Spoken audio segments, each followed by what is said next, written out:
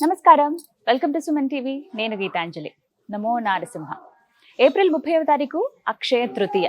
ఈ సందర్భంగా భద్రాచలంలో ఉన్నటువంటి గోవింద కల్పవృక్ష నారసింహ సాలగ్రామ ఆశ్రమంలో విశేషమైన పూజలు జరుగుతున్నాయండి. ఇది చాలా మందికి ఉపయోగకరమైనవి కూడా.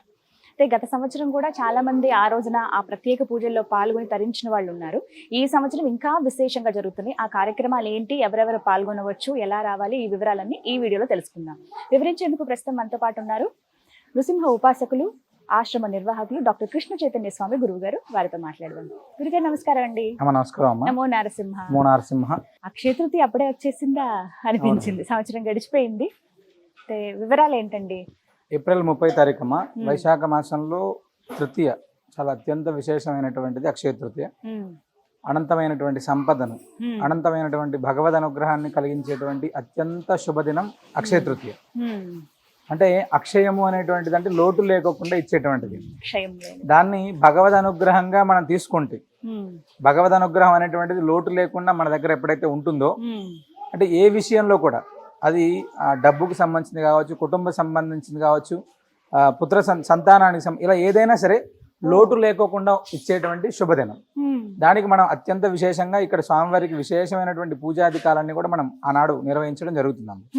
ఏప్రిల్ 30 తారీఖు ప్రాతకాలం నుంచే ఈ యొక్క పూజా కార్యక్రమాలన్నీ కూడా చాలా వైభవంగా జరుగుతాయి. అయితే ముందుగా అసలు అక్షయ తృతీయ విశిష్టత తెలియచేయండి. ఆ రోజుకి అసలు మన శాస్త్రంలో ఏం చెప్పబడుతోంది, పురాణంలో ఏముంది ఆ రోజు గురించి? అంటే మనం సాధారణంగా అక్షయ తృతీయ అనగానే వెళ్ళిపోయి మనం బంగారం కొనడం షాపులలో ఫస్ట్ జరిగేటువంటిది. అంటే ఆ రోజు ఏం చేసినా కూడా చాలా విశేషం అని చెప్తారు.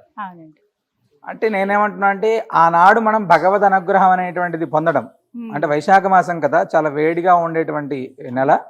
మన పెద్దలందరూ కూడా చెప్పింది ఏంటంటే పురాణాలు శాస్త్ర ప్రకారంగా నృసింహస్వామి అంటే వరాహస్వామి వారిని, నృసింహస్వామి వారిని విశేషంగా ఆరాధించాలి అని. దాని ఆరాధించడం ద్వారా ఏమవుతుందంటే కుటుంబం యొక్క ఉన్నతి కలుగుతుంది అని చెప్తారు. ఆనాడు గోసేవ చేయమని చెప్తారు, గోవుల్ని ఆరాధించమని చెప్తారు. అదే విధంగా పెద్దలకు కొంతమందికి అంటే స్వయం పాకాన్ని దానం చేయమని చెప్తారు, స్వయం పాక దానం. అదే విధంగా కుంభం అంటే ఉదకుంభం అనేటువంటిది, అంటే నీటి కుండల్ని చలివేంద్రాలుగా లేదా నీటి కుండల్ని ఎవరికైనా ఇవ్వడం, దానం చేయడం, ఇవన్నీ కూడా మనకు శాస్త్రంలో చెప్పినటువంటివి అమ్మ. ఈ అక్షయ తృతీయ అనేటువంటిది ఎప్పుడైతే ఇలాంటి మనం చేస్తామో అనంతమైనటువంటి భగవద్ అనుగ్రహాన్ని మనం పొందడానికి ఎక్కువ అవకాశం ఉంటుంది. దాంట్లో భాగంగానే మన దగ్గర వరాహస్వామి వారికి సంబంధించిందిగా వరాహ లక్ష్మీ నృసింహ స్వామి వారి హోమం జరుగుతుంది. అదే విధంగా లక్ష్మీ కుబేర హోమం కూడా మనం ఆనాడు చేయడం జరుగుతుందమ్మా. అక్షయ తృతీయ మనం గత సంవత్సరం ఈ యొక్క సంతానానికి సంబంధించినటువంటి ప్రసాదాన్ని ఇవ్వడం, అదే విధంగా వరాహ లక్ష్మీ నృసింహ స్వామి వారికి సంబంధించినటువంటి హోమంలో చేయడం, ఇవన్నీ కూడా చాలా అత్యద్భుతంగా జరిగాయి. ఈ సంవత్సరం కూడా అదే విధంగా ఈ యొక్క వరాహ లక్ష్మీ నృసింహ స్వామి వారి హోమం, అదే విధంగా లక్ష్మీ కుబేర హోమం, ఈ రెండు హోమాలని మనం ఇక్కడ నిర్వహించడం జరుగుతుంది అక్షయ తృతీయ నాడు. అయితే ఆ రోజు ఇచ్చేటువంటి ప్రసాదం చాలా ముఖ్యమైనదండి. ఆ ప్రసాదం గురించి వివరాలు తెలియదు. సాధారణంగా భగవద్ అనుగ్రహాన్ని చందనాన్ని ఇక్కడ స్వామివారి ప్రసాదంగా ఆనాడు ఇస్తాం మనం. చందనం అక్షయ తృతీయ రోజు స్వామివారికి ఏదైతే మనం అలంకారం చేస్తూ ఉంటాము చందనాన్ని, తిరుమంజనం సమయంలో ప్రాతకాలంలో గోపూజ అనంతరం స్వామివారికి తిరుమంజనం, చందన అలంకారం చేసినటువంటి చందనం, స్వామివారికి చందనంతో విశేషమైనటువంటి అర్చన కార్యక్రమాలు అయిన తర్వాత అదే ప్రసాదాన్ని భక్తులందరికీ కూడా చందన ప్రసాదం ఇవ్వడం జరుగుతుందమ్మా. అంటే చందనం అనేటువంటిది చల్లగా ఉంచుతుంది. ఎవరిని చల్లగా ఉంచుతుంది? మన కుటుంబాన్ని చల్లగా ఉంచుతుంది. చల్లగా ఉండడం అంటే కూలింగ్ లో ఉండడం కాదు. అంటే కుటుంబం అనేటువంటిది ఎప్పుడు కూడా సుఖ సంతోషాలతో ఉండాలి. అంటే పిల్లలు కావచ్చు, భార్యాభర్తలు కావచ్చు, మన యొక్క తల్లిదండ్రులు కావచ్చు, వీళ్ళందరూ కూడా సుఖ సంతోషాలతో ఎప్పుడు ఉంటారంటే కుటుంబం అనేటువంటిది ఉన్నతిగా ఉన్నప్పుడు మాత్రమే సుఖ సంతోషాలతో ఉంటారు. దానికి ఇక్కడ విశేషం. రెండోది ఏంటంటే అక్షయ తృతీయ నాడు నృసింహస్వామి వారి యొక్క దర్శనం, కల్పవృక్ష నరసింహస్వామి వారు సాక్షాత్తు 750 సంవత్సరాల క్రితం లక్ష్మీ నరసింహస్వామి వారు అందించినటువంటి చాలగ్రామాన్ని దర్శించుకోవడం, లక్ష్మీస్తర నివాసం కోసం. అంటే ఆర్థికంగా ఇబ్బంది పడుతున్నాం మేము, మన కుటుంబంలో ఈ ఆర్థికంగా ఉండేటువంటి ఇబ్బందులు తొలగాలి ఖచ్చితంగా అనుకునేటువంటి వారు ఎవరైనా సరే అక్షయ తృతీయ నాడు స్వామివారి దర్శనం చేసుకోవడం, స్వామివారికి సంబంధించినటువంటి ముడుపు కట్టుకొని ఆ లక్ష్మీ కుబేర హోమంలోను వరాహ నృసింహ స్వామివారికి సంబంధించినటువంటి హోమంలో పాల్గొనడం అనేటువంటిది నిజంగా అత్యద్భుతమైనటువంటి విషయం అమ్మ. ఇది మనకు అవకాశం ఉంటే మాత్రమే జరుగుతుంది. ఎందుకంటే ఎంత అవకాశం లేకపోయినా కూడా చాలా మంది ఆ సమయానికి వచ్చి స్వామివారి దర్శనం చేసుకుని వెళ్ళేటువంటి వాళ్ళు చాలా మంది. అవకాశం ఉండి కూడా అంటే అక్కడికి మనం యోగ్యత ఉండాలి కదా. భగవంతుడి అనుగ్రహం అనేటువంటిది ఎలా ఉంటుందంటే మనల్ని పిలిపించాలి అంటారు. అలాగా మనం ఖచ్చితంగా ప్రయత్నం అనేటువంటి చేసి స్వామిని దర్శించుకోవడం అనేటువంటి చాలా విశేషం ఆనాడు. 30 తారీఖు అంటే బుధవారం. అయితే ప్రత్యేకించి చాలా మందికి ఇంకా సెలవులు ఇచ్చేసినట్టే, పిల్లలతో పాటు రావచ్చు. సంతానం కోసం వచ్చే వాళ్ళు ఇంకా చాలా మంది ఉంటారు కదా, వారికి ఒక దివ్యమైన ప్రసాదం ఆ రోజు స్వామివారి అనుగ్రహంతో ఇవ్వబడుతుందని విన్నాను. వాటి వివరాలు తెలియచేయండి. అంటే మనం అక్షయ తృతీయ అనేటువంటి శుభదినం నాడు మనం ప్రతి అమావాస్య నాడు స్వామివారికి హోమం చేసినప్పుడే ప్రసాదం ఇస్తున్నాము. అక్షయ తృతీయ అనేటువంటిది అత్యంత విశేషమైనటువంటిది.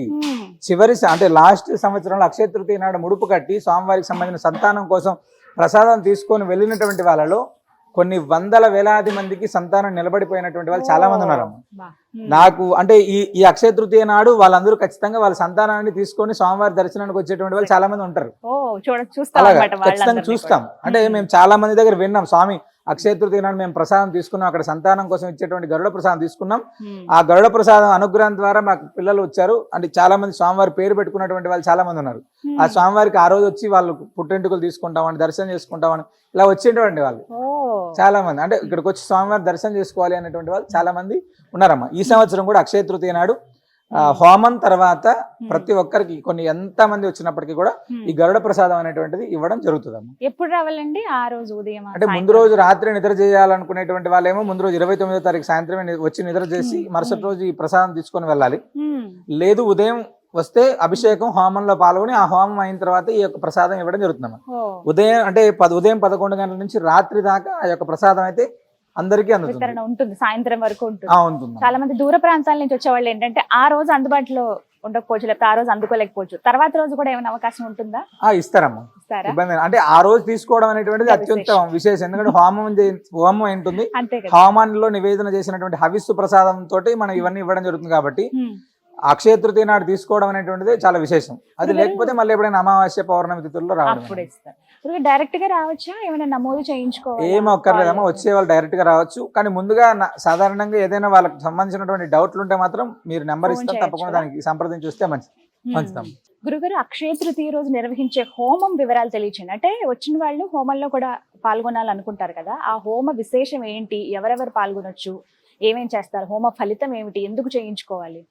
మా అక్షయ తృతీయ నాడు సాధారణంగా మనం చిన్న దానం చేసిన, చిన్న పూజ చేసిన, ఏదైనా మంత్ర అనుష్ఠానం చేసినా కూడా విశేషమైనటువంటి ఫలితం వస్తుందని చెప్పి మనకు పెద్దలు చెప్తారు. అలాంటిది పరమ పవిత్రమైనటువంటి భద్రాచల దివ్యక్షేత్రంలో గోదావరి నదీ తీరంలో గోమాతల సన్నిధిలో మనం చేసేటువంటిది ఇది సాధారణంగా అద్భుతమైనటువంటి ఫలితం ఒకటి రావడం, అక్షయమైనటువంటి ఫలితం. అంటే నృసింహస్వామిని ఆనాడు ఆరాధిస్తేనే చాలా విశేషంగా ఉంటుందమ్మా. అలాంటిది భూవరాహ స్వామి వారికి సంబంధించిందిగా వరాహ లక్ష్మీ నృసింహ హోమం, అదేవిధంగా లక్ష్మీ కుబేర హోమాన్ని కూడా మనం నిర్వహిస్తున్నాము. ఎవరైనా ఈ హోమంలో పాల్గొనేటువంటి వాళ్ళు ప్రతి భక్తుడికి కూడా, అంటే ఈ హోమానికి ఎవరైతే హోమంలో పాల్గొంటున్నారో వారందరికీ కూడా చందనం ప్రసాదం ఒకటి ఫస్ట్. అది చందనం ప్రసాదంతో పాటుగా లక్ష్మీ అమ్మవారి రూపును కూడా మనం వెండి రూపును కూడా ఇస్తున్నాము. ఎందుకు ఇస్తున్నాము అంటే వ్యాపార సంస్థల్లో పెట్టుకోవచ్చు, లేదా ఇంట్లో పెట్టుకోవచ్చు. అంటే స్వామివారి దగ్గర నుంచి ఈ ప్రసాదం వెళ్ళడం అనేటువంటిది చాలా విశేషం ఒకటి ఫస్ట్. ఆ ప్రసాదాన్ని ఎవరైతే తీసుకొని వాళ్ళ వ్యాపార సంస్థలోనో గల్లాపెట్టెల్లోనో ఇంట్లోనో పెట్టుకోవడం ద్వారా లక్ష్మీ స్థిరత్వం అనేటువంటిది వస్తే ఆ కుటుంబాలు ఇంకా బాగుంటాయి అనేటువంటి సంకల్పంతో ఇస్తున్నాం. ఎందుకు ఈ సంవత్సరం ఇది ఇవ్వాలి అని మేము అనుకుంటున్నాం అంటే, చివరి సంవత్సరం వరాహస్వామి ఈ అక్షయ తృతీయకు సంబంధించినటువంటి రోజున చివరి దాకా ఒక ఆయన ఉదయం నుంచి రాత్రి దాకా ఉండి ఇక్కడ సేవ చేశారు. వరంగల్కి సంబంధించినటువంటి ఒక భక్తుడు సేవ చేసిన తర్వాత ఆయన వెళ్లే సమయంలో, అంటే బాగా ఆర్థికంగా ఇబ్బందిగా ఉండేటువంటి పరిస్థితుల్లో ఆ సేవ చేశారు కదా, వీరికని ఒక పవిత్రము స్వామివారికి సంబంధించినటువంటి చందనము, ఆ వెండి అమ్మవారి రూపు ఆయనకు ఒకటి నేను ఇచ్చాను.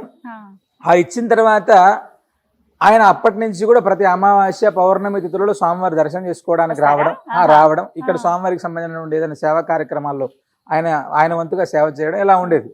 అసలు ఏంటి అలా ఉంటే ఆ తర్వాత కాలం నుంచి అంటే ఆర్థికంగా చాలా అద్భుతంగా సెటిల్ అయ్యారు.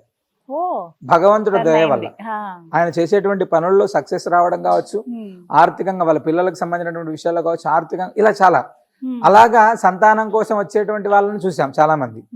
తర్వాత డబ్బుకు సంబంధించినటువంటి కరీంనగర్ నుంచి చాలా మంది వచ్చి, మంచిర్యాల, కరీంనగర్ ప్రాంతాల నుంచి వచ్చి వ్యాపారం పెట్టుకునేటువంటి వాళ్ళు ఇక్కడ స్వామివారి దగ్గరకు వచ్చి ముడుపు కట్టుకొని అక్షయ తృతీయ నాడు వెళ్ళిన తర్వాత వాళ్ళు ఈ మధ్యకాలంలో వచ్చి స్వామివారికి రోజు కొంచెం డబ్బు తీసి పెట్టొచ్చి ఈ మధ్యకాలంలో స్వామివారి హుండీలో వేసేలేరు.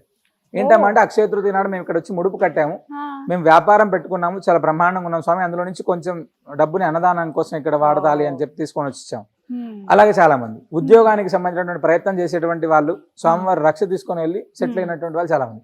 అంటే ఇంత అద్భుతమైనటువంటి ఫలితాన్ని ఇక్కడ స్వామివారికి సాధారణమైన రోజులోనే మనం ముడుపు కడితే ఖచ్చితమైనటువంటి ఫలితాన్ని ఇచ్చేటువంటి భగవంతుడు.